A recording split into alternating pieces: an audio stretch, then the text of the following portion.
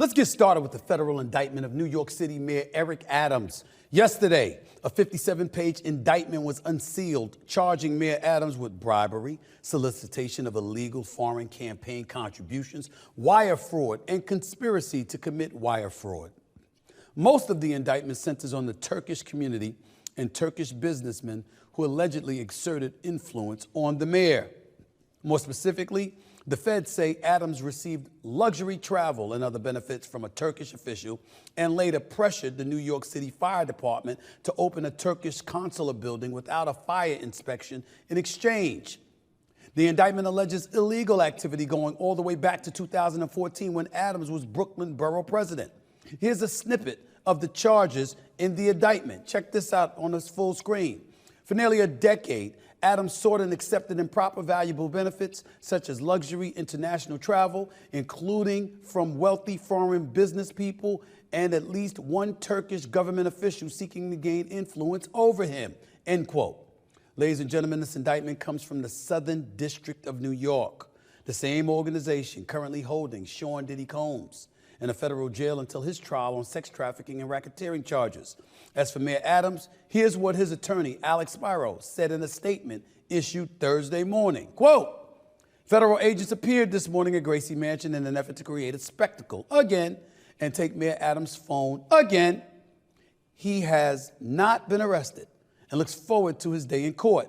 They send a dozen agents to pick up a phone when we would have happily turned it in. Adams would face significant prison time if convicted, of course. First of all, to Mayor Adams' attorney, respectfully, sir, I see your point. I get your point. But does that really matter? We just had an attorney, an alum of the Southern District of New York, on here just a couple of days ago talking about the Diddy case. And we learned that they get you over 80% of the time. So this ain't about how it looks. This is about what is. The government is coming after the mayor. Now, if you want to have an argument, you want to have a beef, you want to have a level of annoyance about it, okay, you know what? Clarence Thomas, the Supreme Court Justice, allegedly, supposedly took gifts. What kind of legal issues is he going through? Donald Trump, we talk about him all the time, impeached twice. 34 felony convictions. The man is still the GOP nominee for the presidency of the United States. Favors, kickbacks, whatever. Some people may not want to hear that. Some people might look at it and say, this is not a big deal. This is much ado about nothing. Here's the problem. The Southern District of New York feels otherwise.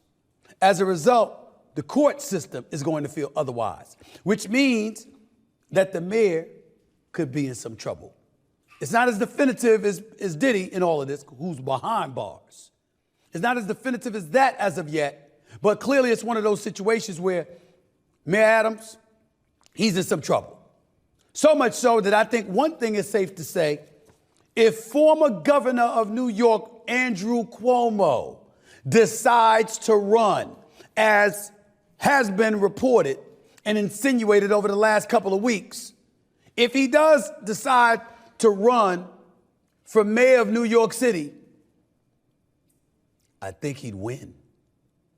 If Mayor Adams decides to run for re-election, assuming that his legal issues don't prevent him from doing so, he'd probably lose. That's what I feel from all of this. Outside of that, watch what you do. Watch who you do business with. Watch what favors you incur. Watch what favors you receive. Everything is getting messy. And remember this one other thing, ladies and gentlemen, for all of us, myself included, ignorance of the law doesn't excuse you from the obligations that the law provides. So you might not even know half the time you're doing something wrong. You better find out. You better find out. Or you better have a damn good lawyer in your ear who's letting you know in real time. Because it's gotten to a point when I hear the Southern District of New York, I damn near feel you are guilty. That's how scary these people are. Because they usually get who they're coming for. That's all I wanted to say about that.